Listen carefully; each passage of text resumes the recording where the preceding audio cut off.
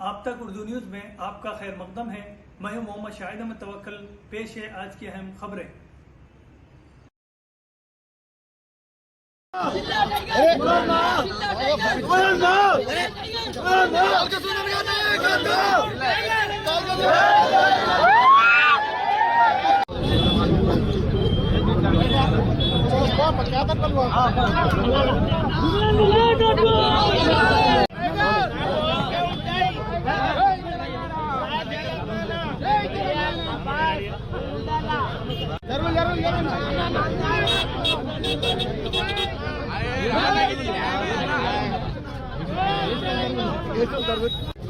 కేతన్పల్లి మున్సిపాలిటీకి మున్సిపల్ ఎన్నికలు జరిగినాయి.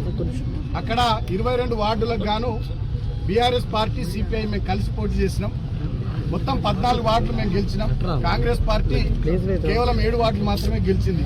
కానీ 13వ తేదీ ఫలితాలు వచ్చిన తర్వాత కాంగ్రెస్ పార్టీ మంత్రి వివేక్ నేతృత్వంలో ఎలాగైనా ఆ మున్సిపాలిటీ చేజిక్కించుకోవాలనే ఆలోచనతో 14వ తేదీ నాడు భద్రాచలం సీతారాముల వారి దర్శనానికి మా కౌన్సిలర్లు పోతే అక్కడ 8 కార్లతోని కాంగ్రెస్ వాళ్ళు 2 కార్లల్లో పోలీసు వాళ్ళు పోయి మా వాళ్ళను ఎత్తుకపోయేటటువంటి కిడ్నాప్ చేసేటటువంటి ప్రయత్నం చేశారు. ఈ విషయం తెలిసి హైదరాబాద్ నుండి నేను వెళ్ళి భద్రాచలం పోయి మా 14 మంది కౌన్సిలర్ల కుటుంబాలతో సహా వాళ్ళని తీసుకొని వచ్చి కేతన్పల్లిలోని మా నివాసంలో వాళ్ళకి బస ఏర్పాటు చేసుకొని అక్కడ ఉంచడం జరిగింది.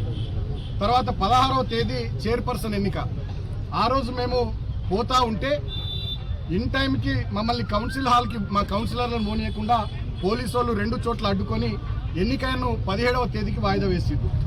17వ తేదీ నాడు మా ఎన్నికల పరిశీలకురాలిగా పార్టీ హైకమాండ్ మా కోవ లక్ష్మక్కను పంపించారు. కోవ లక్ష్మక్క నేను కలిసి 14 మంది కౌన్సిలర్లను తీసుకొని మేము పోతా ఉంటే కౌన్సిల్ హాల్కు 2 కిలోమీటర్ల దూరంలో మమ్మల్ని ఆపిరు. ఒక కౌన్సిలర్ బబ్బెర స్వర్ణలత అని చెప్పి దళిత బిడ్డ 21వ వార్డు, తనది కేసు ఉంది, వాళ్ళ అత్త కేసు పెట్టిందని చెప్పి ఆ నెపంతో మళ్ళీ మా కౌన్సిలర్లందరిని ఆపే కుట్ర చేసిర్రు. అయినప్పటికీ ఆమె గట్టిగా ఎదిరించి నేను నా ఇష్టంతోనే కేసీఆర్ నాయకత్వంలో సుమనన్న నాయకత్వంలో పనిచేస్తున్నా ఉన్నా అని చెప్పి గట్టిగా చెప్తే పోలీసు వాళ్ళు తోకముడ్చిర్రు. మా 14 మంది కౌన్సిలర్లు కౌన్సిల్ హాల్కు పోయినారు. మేము అక్కడి నుంచి మా ఇంటికి బయలుదేరుతున్నాం కోవలక్ష్మి గారు మేము. అదే సమయంలో వివేక్ గారు మంత్రి గారి కాన్వాయ్ 10ల సంఖ్యలో కార్లు 100ల సంఖ్యలో కాంగ్రెస్ వాళ్ళు మున్సిపల్ కౌన్సిల్ ఆఫీస్ వైపు పోతా ఉన్నారు. మేము ప్రశ్నించినాం పోలీసు వాళ్ళను. మమ్మల్ని, నేను మాజీ ఎమ్మెల్యేను, మా కోవలక్ష్మక్క ప్రస్తుత ఎమ్మెల్యే, మా ఇద్దరిని కూడా కనీసం మీరు పోనీయకుండా 2 కిలోమీటర్ల దూరం లాపిర్రు. మరి కాంగ్రెస్ వాళ్ళని ఎట్లా పోనిస్తారంటే మా మీద లాఠీ చార్జ్ చేసిర్రు పోలీసు వాళ్ళు. అటువైపు నుండి కాంగ్రెస్ వాళ్ళు రాళ్లు విసిరిర్రు. కానీ అన్యాయం ఏంటంటే రాళ్లు విసిరిన వాళ్ళ మీద కేసులు కాలే, మా మీద 25 మంది మీద కేసులు పెట్టిర్రు. తర్వాత ఏం జరిగింది, కౌన్సిల్ హాల్కి పోయినాక మా 14 మంది కౌన్సిలర్లకు మంత్రి వివేక్ గారు వాళ్ళ కొడుకు ఎంపీ బ్లాంక్ చెక్కులు ఇచ్చి ప్రలోభ పెట్టే ప్రయత్నం చేసిర్రు. కోట్లాది రూపాయల ఆఫర్లు చేసిర్రు. అయినా మా వాళ్ళు తలొగ్గకపోతే 2-3 కాంగ్రెస్ కౌన్సిలర్లకు తాయిపిచ్చి వాళ్ళతోని మా మహిళా కౌన్సిలర్ల మీద దౌర్జన్యం చేపించారు, ఆడబిడ్డల మీద. తర్వాత ఎన్నికను లోపల గొడవైతుందని చెప్పి వాయిదేయించుకొని మంత్రి పారిపోయిండు. దాన్ని తట్టుకోలేక మంత్రి వివేక్ గారు మా మీద అక్రమ కేసులు 25 మంది మీద పెట్టించి మమ్మల్ని 18వ తేదీ నాడు జైలుకు పంపించిండు. సరే, మాకు కేసులు జైలు కొత్త కాదు. కానీ నేను ఒకటే మాట కోరుతా ఉన్న తెలంగాణ ప్రజలను ఆలోచించమని. కేసీఆర్ గారు ఆనాడు 2023లో మేము అసెంబ్లీ ఎన్నికల్లో ఓడిపోయినాం. 64 సీట్లు కాంగ్రెస్ ప్రభుత్వానికి వస్తే ప్రజా తీర్పును గౌరవించి కేసీఆర్ గారు ప్రగతి భవన్ను 1 నిమిషంలో విడిచిపెట్టి వారు ఎర్రవెల్లిలోని వారి సొంత ఇంటికి బయలుదేరారు. మరి ఇక్కడ 22 స్థానాలకు గాను 14 స్థానాలు మాకొచ్చి 7 స్థానాలే కాంగ్రెస్ పార్టీకి వస్తే వాళ్ళు ఎట్లా చైర్మన్ అవుతారు? మరి ఇక్కడ ప్రజా తీర్పును మంత్రి వివేక్ గారు కానీ ముఖ్యమంత్రి రేవంత్ రెడ్డి గారు కానీ గౌరవించాలి కదా.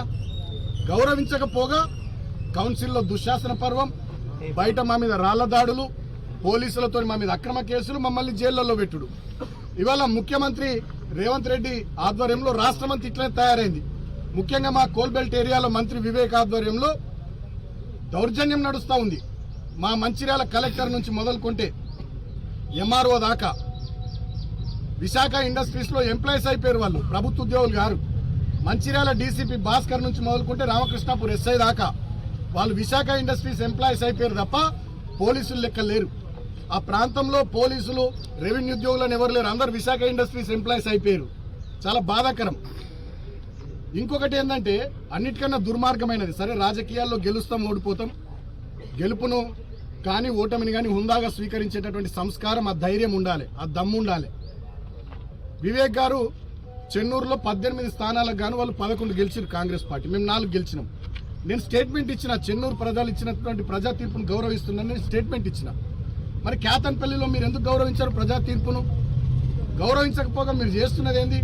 ఒక వికృత రాజకీయ దుర్మార్గపు క్రీడకు మీరు తెరలేపిర్రు. అసలు ఎన్నడన్నా కోల్బెల్ట్ ఏరియాలో ఈ రకమైనటువంటి కక్ష సాధింపులు ఉన్నాయా? 10 ఏళ్ళు మేము ఉన్నాం, నేను ఎంపీగా ఉన్నా, ఎమ్మెల్యేగా ప్రభుత్వ విప్పుగా నేనున్నా. ఎవరినైనా జైలుకు పంపించినా, అక్రమ కేసులు పెట్టించినా, ఇటు తీసుకుపోతున్నారు మీరు ఆ ప్రాంతాన్ని. మీరేం చెప్పి ఓట్లు అడిగిర్రు?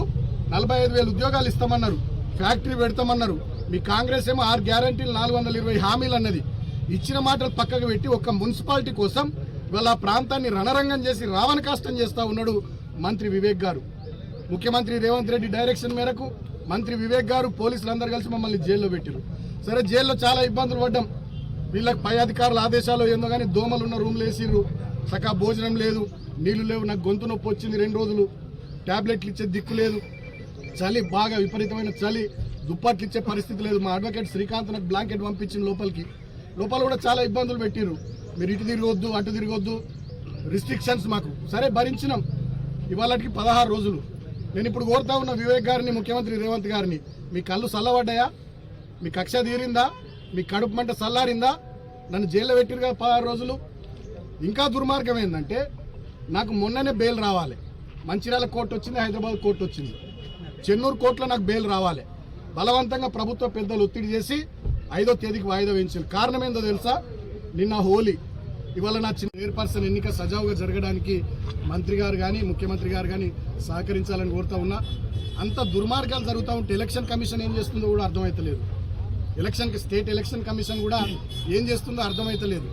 నేను ఇవాళ డిమాండ్ చేస్తా ఉన్న స్టేట్ ఎలక్షన్ కమిషన్ను 17వ తేదీ నాడు కేతన్పల్లి మున్సిపల్ కౌన్సిల్ హాల్లో దుశ్శాసన పర్వం జరిగింది. ఆ వీడియో ఫుటేజ్ దయచేసి బయట పెట్టాలని చెప్పి నేను స్టేట్ ఎలక్షన్ కమిషన్ కూడా డిమాండ్ చేస్తూ ఉన్నా.